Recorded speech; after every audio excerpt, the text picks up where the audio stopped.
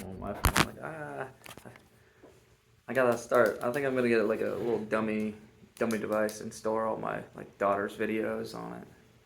Yeah, or upload it to Google Drive. Yeah. Oh, Right. yeah. Yeah, make new emails and upload it to Google Drive. That's what I did to empty out my phone. All right. Well, let's just jump into kind of the check-ins, right? Mm-hmm. And then we'll go over like metrics and things like that because I have different things. I've been going through it all morning with different things to think about and whatnot.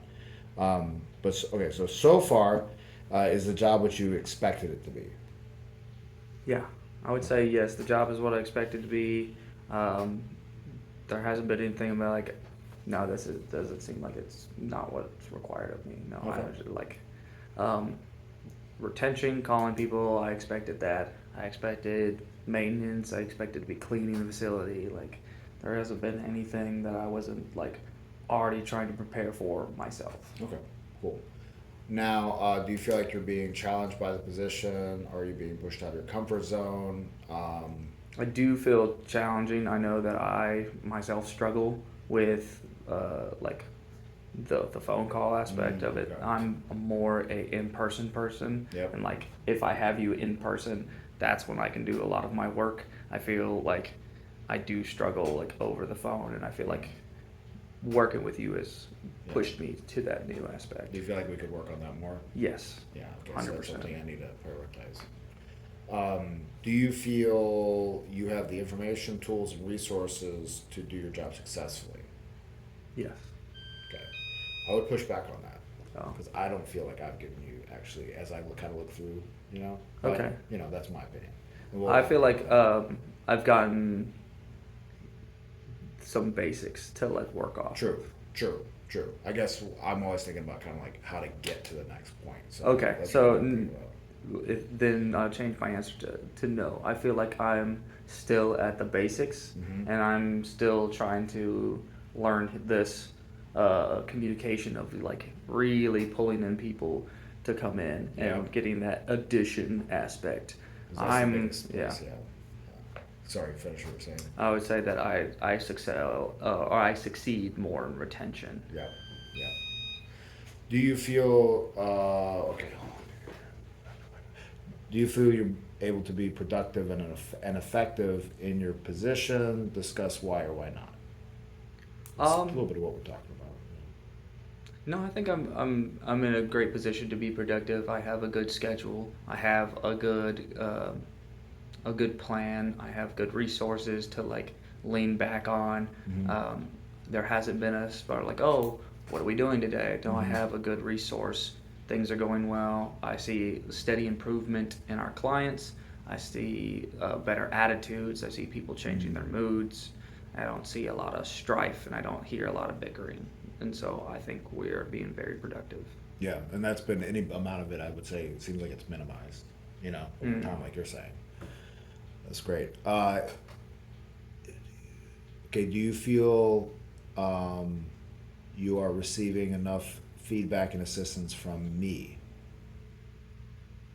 Um, My answer would be no, but go ahead and say it. yeah, my answer is no, but I kind of uh, I like the ability to frame my classes. I like that freedom Right. gives me. I feel like you trust me in that regards, Sure. and so I feel more inclined to show you things. And to be clear, it's not just only the classes, right? We're talking about Right, the entire position. yeah, the right? entire position. I feel So, like no, the trust that you given me gives me like I appreciate now the Overwatch, yeah, and then absolutely. I feel like I want um, to show that your trust is well Yeah. deserved. Right.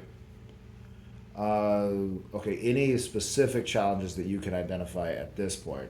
We're going to go through metrics in a moment, but at this point, any specific challenges that I can assist you with?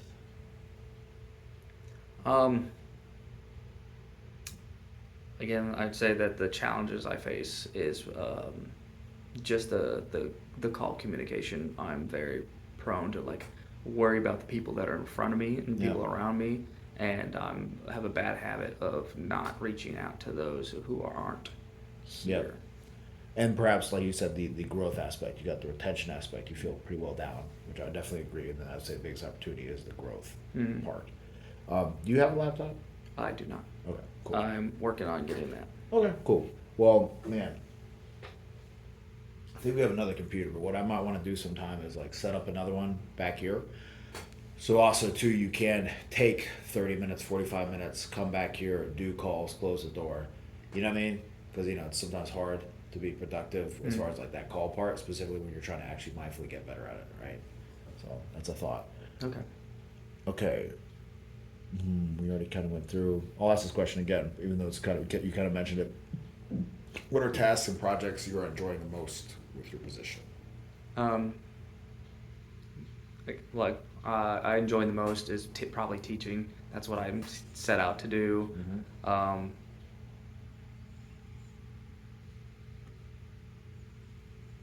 enjoy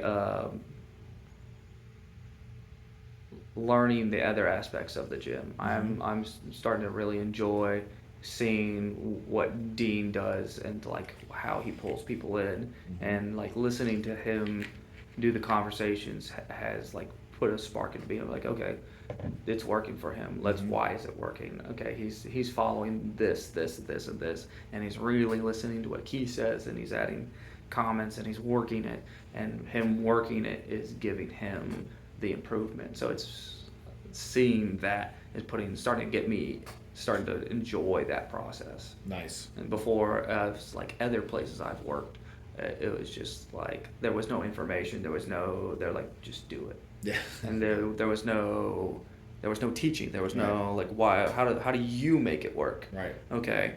And so they were like, yeah, you just call, you just talk to them. I'm like, okay, but how? Yeah, there's 100 ways. There's 100 ways. I start talking, and I don't have information ready for them. I don't like know this process. I don't know. They start asking things that I don't know about, and I go, and I panic, and I start going. I'm like, well, you know what it is. Can you help me? Yeah. Instead of me know the information, like, I would like to get to where I'm very confident. Like, yeah, this is what we do. This is our agreement. I feel like I've gotten our basis for the agreements. Anything extra, like where we'd be like, oh, maybe we do like a week pass or anything, I'm very fuzzy. Okay. And do you feel like the actual contractual agreement itself you're pretty solid on, or the contract? No. Okay. But the base is like, our month-to-month values, our family plans, and our packages. I'm starting to get more familiar. I'm starting to work with those more. I've repeated it. It's starting to be like cool, easy information to hand to people. So I would say an opportunity is definitely getting more solid on those contracts and things like that. So therefore you can, when you do sell it, you can sell it with more confidence. Of like, there's this and there's that, and that's how this works, and that's what, that type of thing. So cool.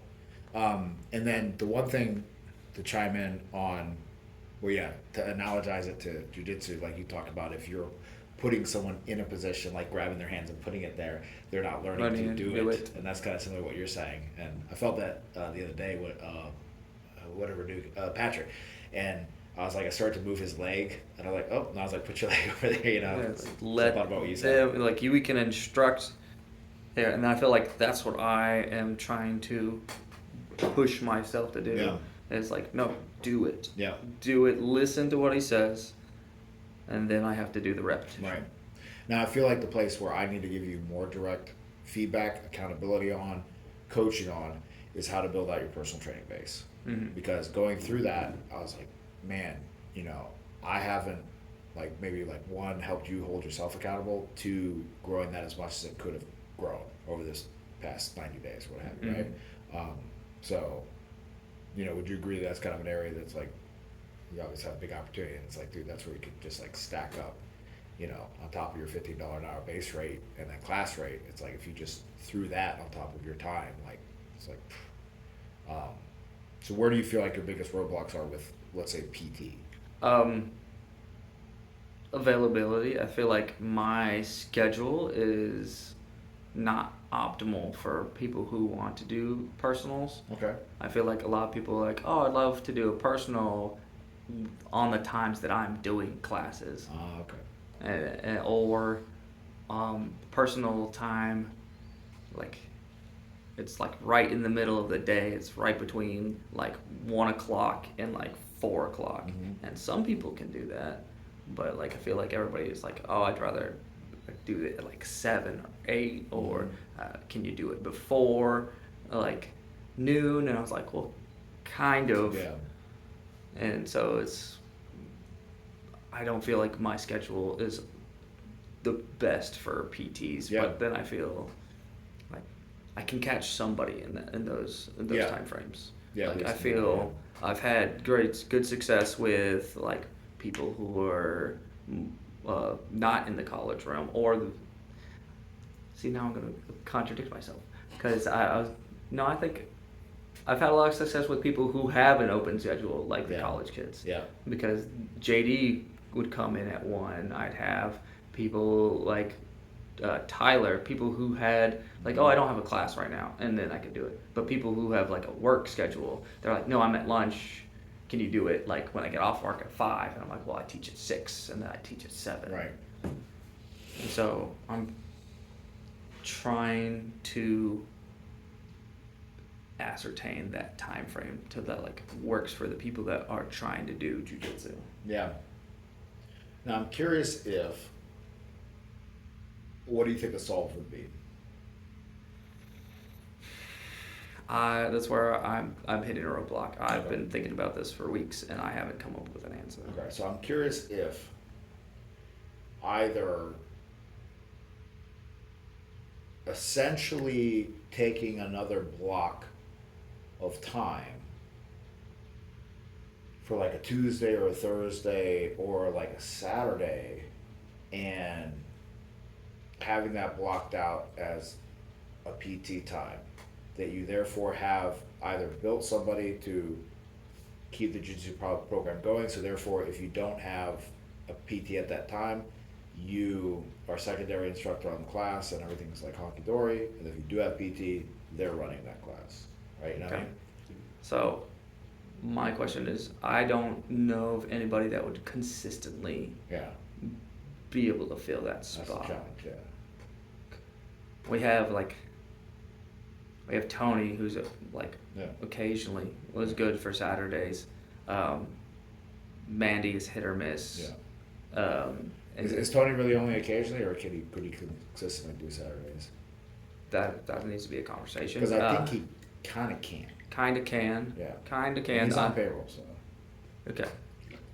Okay, so I'll try to see a conversation with him about that. Yeah, that'd be the first person. What about like MMA?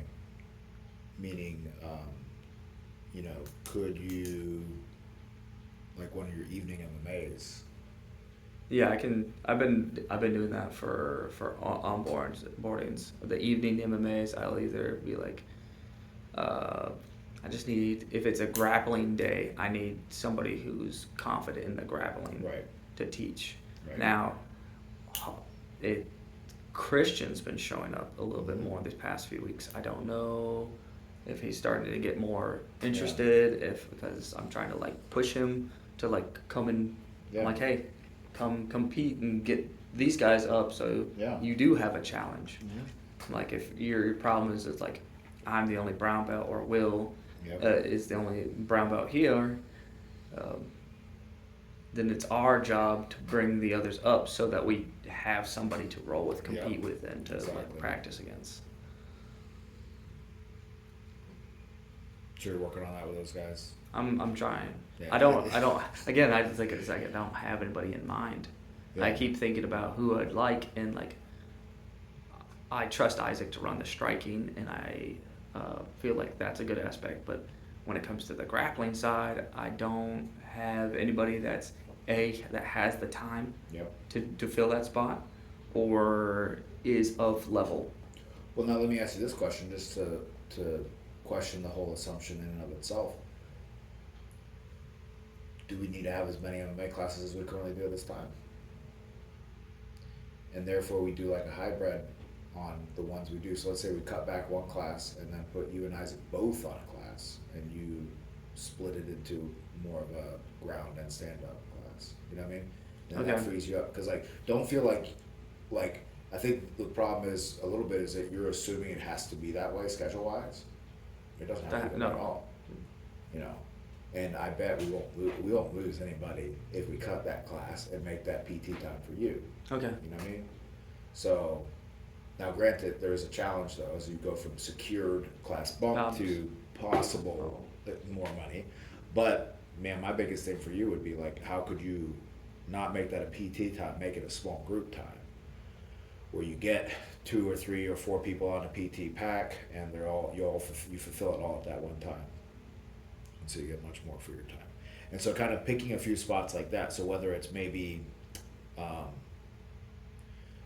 noon on a noon or 11 on Saturdays, and having someone else run open mats or what have you, so now it's a gap you have, and then maybe on like a Thursday perhaps, or even hell, like, I don't know, whatever you decide.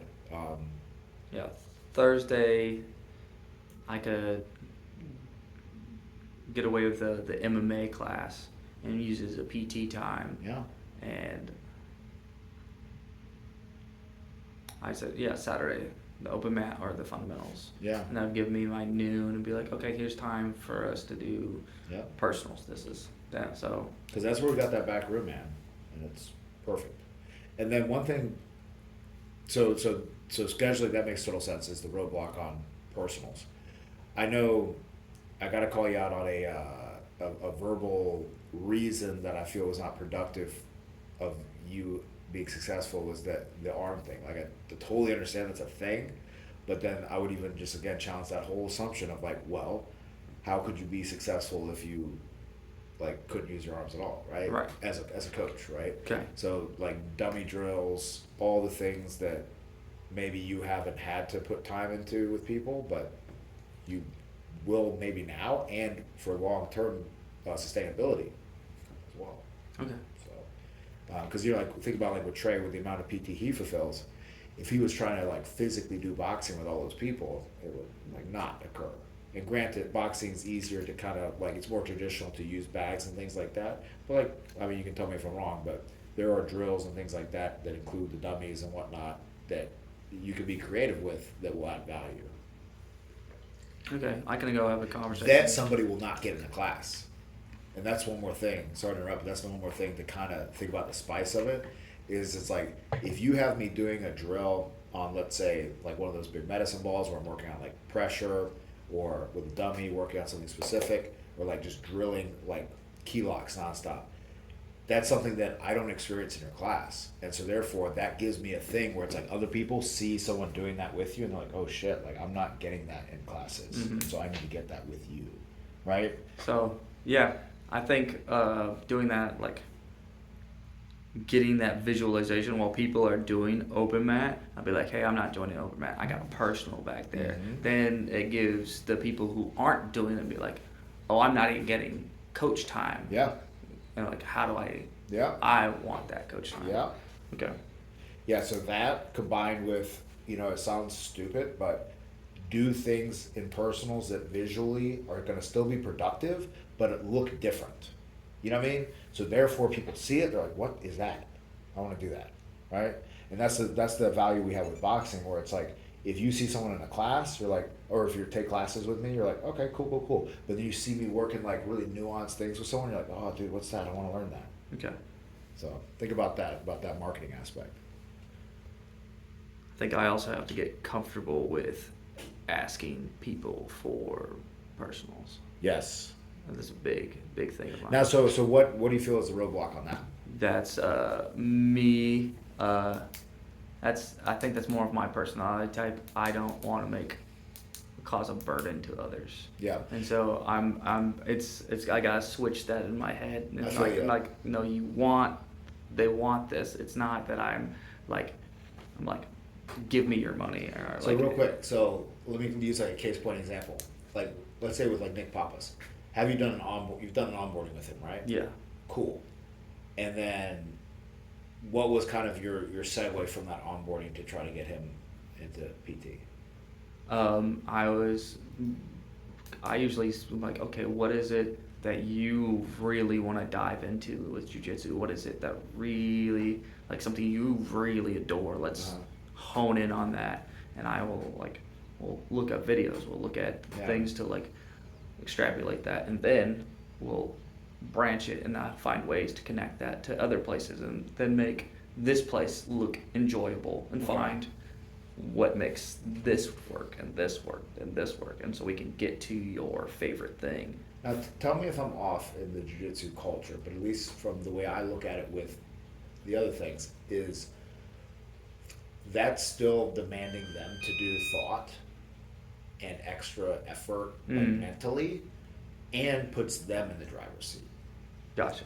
Maybe approaching it the other way, where it's like, because that's what like I would want, me personally, from you as my coach. I want you to just be like, Keith, do this. And if I have questions along the way, I hope you answer them, right? But I need you to lead me, because there's effort and I'm busy enough anyway. If you can tell me, Keith, I'm going to show you the pathway, and yep, I'm going to need your feedback on the process if this feels right or whatever, but I know the pathway to be successful and to get you progressing, and this is the pathway you're going to be on. This is what you need to work on, right? I think you need to take that approach more, because for what you described to me sounds too much like you're putting it on them. Right. And yeah, maybe if they're a purple belt, maybe that's a situation, but if they're not, it's like, dude, I just need you to tell me what to do. What can I get better at, and what do I need to do to get better at that? Okay. Right?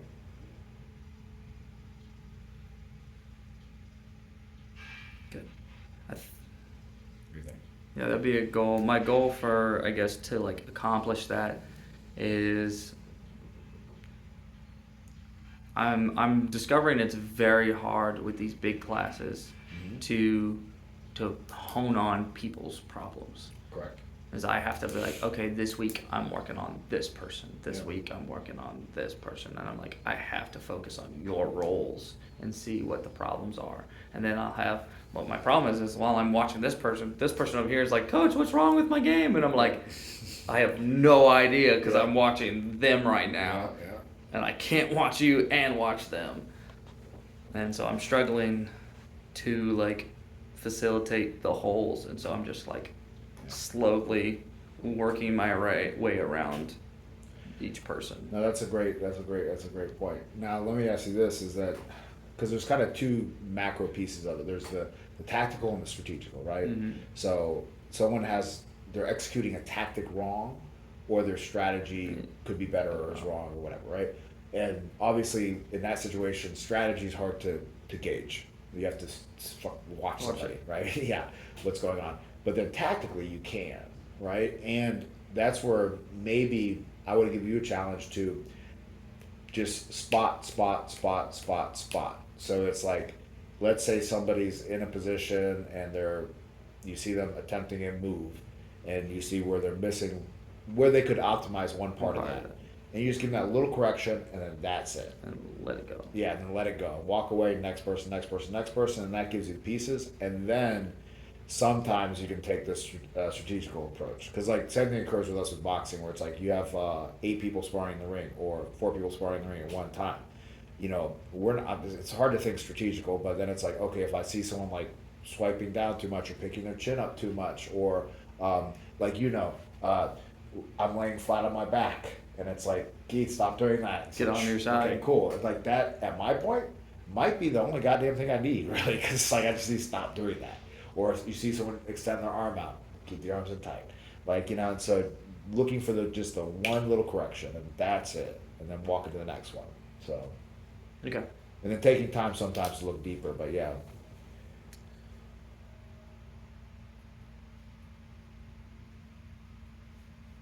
Versus technical.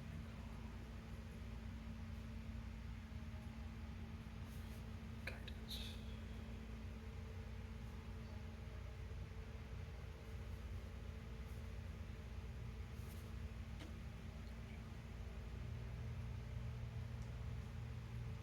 All right. And I would say also be willing to withhold, because Yeah. as the coach, it's up to you as a knowledge person to only say what you feel is maybe necessary to be known at that time, And if someone's like, I have deeper questions about this, like, cool, I'd love to talk about that further. We can do it after class, or we'll do it maybe if we do a PT or whatever. But it's like, just boom, like execute, move on. Because that's one thing that's hard again, and I feel like that's an important shift for you is instead of, you know, instead of like me being I need to treat my time as valuable. yes, scarce because it is scarce, valuable because it's valuable, and then you are the one that has already been down the path, right? So anyone that's a lower belt than you, you've already been down the path. So you're like, this is how we go down the path, and you don't. It's kind of like if I ask you, how do I get to the store? You don't let me try to start talking about how I'm going to try to get to the store. You're just like you got to tell me how to do it, right? And so that's what. And again with boxing too, it's like where I would garner up a PT or like where Trey would as well or whoever is you see somebody training or they're training in your class, you give them some type of small correction, and you're like, hey dude, love to work on this more with you. Like let's set a time aside. Let's talk about it. Yeah. So like Patrick, great example, bro. He's done PTs. I think he does PTs, bro. Like from this issue here of whatever the hell he was doing wrong with that whatever yesterday, you'd be like, dude, like I can see some things we can do on this and da da da. Yo, when do you have like after class? When do you have time? We can just huddle up and work on this, you know. So, yeah, planting those seeds like that. Mm-hmm. You have to really start like looking at it like that, versus just like yeah, almost you got to get the submissions right. You got to go for it. So that's my feedback on that one. Any thoughts? No, I think those are good things that I need to work on. Yeah, cool. So I was going through your metrics. Are you familiar with your metrics? Like what you're, yeah, and that's a problem. And that's why I feel like I have not helped you be successful in regards to that. So let's look over.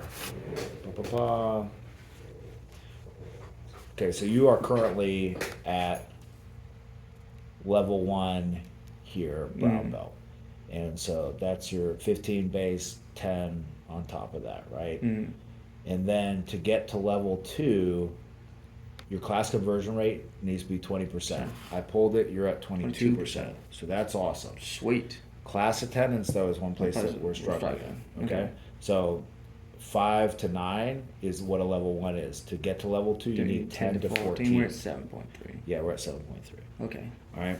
And then one more thing on the PT side is level 2, $2,000 a month average. Okay. So I was trying to pull. There's 2 different ways to try to pull it, but it wasn't getting to there. No. Right. Yeah. And to give you like an example of. Okay, so like I pulled Trey's schedule from May, or like here's like let's go back one more week. Okay, cool. So here is, the end of April.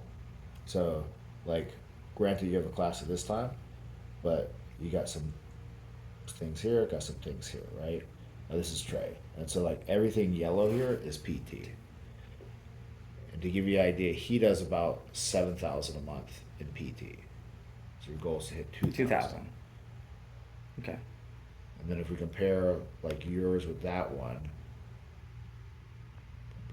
there you go. Yeah, it's Yeah. mostly classes. And see, we got some there, right? So we have Amitesh, you see on the program? I'm in the PT pack? Yes. Yeah, cool. And then, so we had onboarding with Stefano, onboarding, and you had a PT here. Hmm. Archer's on a pack? He was when he was. That was a confusion. That was Dean said that they had a class or a when they signed up. Well, yeah, a PT, free PT. And he set the schedule for that. Okay. And then I went back and he didn't have the credit for it. So okay. I was like, okay, what is So this is a screw up, okay. Yeah.